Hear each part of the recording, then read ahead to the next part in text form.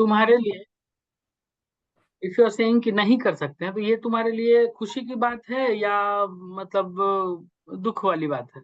दुख बात। है ना? नहीं कर सकते हैं क्या कि कॉन्फिडेंट फील होता है या इनकॉन्फिडेंट फील होता है? इनकॉम्पिटेंट। कॉम्पिटेंट फील होता है कि इनकॉम्पिटेंट? कॉम्पिटेंट मतलब प्रतिस्पर्धा का फीलिंग आता है या लगता है कि यार नहीं सकेंगे, मतलब लो फील होता है, या प्रतिस्पर्धा वाला फीलिंग आता है, कॉम्पिटेंट फीलिंग आता है? नहीं कर सकते, इनकॉम्पिटेंट फीलिंग आता है ना।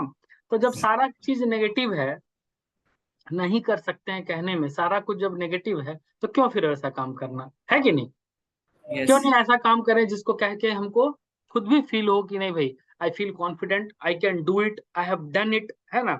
और बिफोर सेइंग कि नहीं हम नहीं कर सकते, what we have to focus on, before saying कि हम नहीं कर सकते, ट्राई ऑल द एफर्ट्स, है ना? सारे तरह का आप प्रयास कर लीजिए और कोई ना कोई प्रयास से आपका रास्ता निकल ही जाएगा।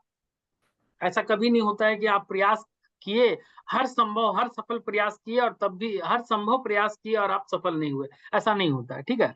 अगर आप सफल नहीं हो रहे, इसका मतलब कहीं ना कहीं आपके तरीके में कोई कमी रह करवाइए। गई है। और कमी का रास्ता कहाँ से निकलता है? जब हम लोग मतलब अपने अंदर से ही निकलेगा, अपने दिमाग से ही निकलेगा, ठीक है? तो कुछ सहायता लेने के लिए टीचर्स का, चाहे मेंटर्स का, चाहे गुरुओं का, आप तो सहायता ले सकते हैं, लेकिन रास्ता उसका निकलेगा कहाँ से? आपके अंदर से ही निकलेगा, आपके जहन से ही निकलेगा, समझे? तो always try to be positive minded, और ऑलवेज ट्राई टू बी कि I can do it attitude जो होता है ना, आई can do it.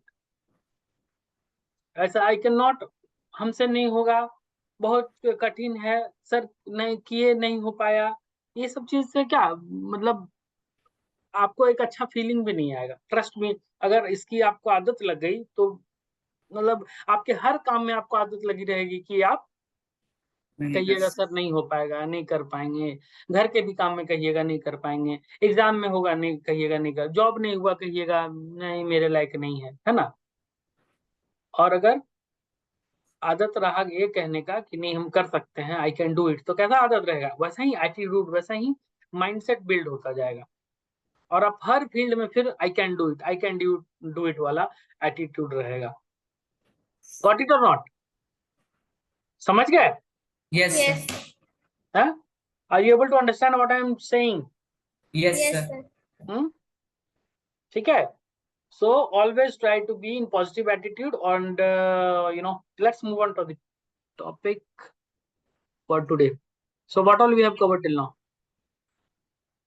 Some examples to illustrate. Newton's third law of motion. Okay, just hold on.